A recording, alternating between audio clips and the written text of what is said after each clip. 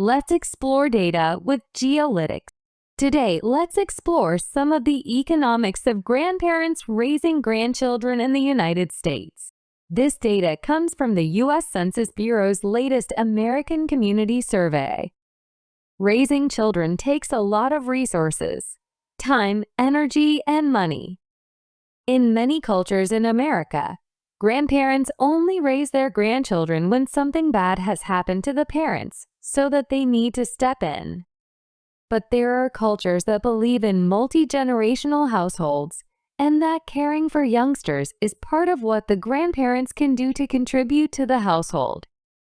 We can see that the median household income for households with grandparents present is significantly higher than when they are responsible for the grandchildren. And having them be solely responsible, not having a parent present, impoverishes the household significantly more. There are nearly 2.2 million grandparents who are responsible for caring for their grandchildren. Of them, 17%, or nearly 400,000, are living below the poverty line. Less than half, 47%, of all grandparents are still in the labor force. But for those who are responsible for raising their grandchildren, it is 55%. We would need to dig deeper to find out if more grandparents raising grandchildren are still in the workforce because they are still much younger. They had their children when they were quite young or their children had kids at a young age.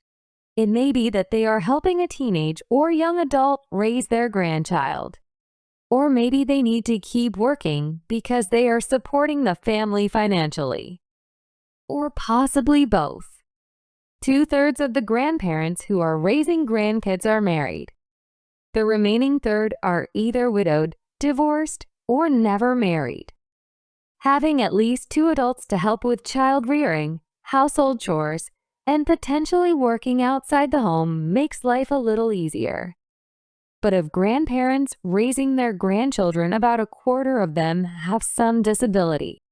Similarly, grandparents who are not raising their grandchildren, also about a quarter of them have a disability.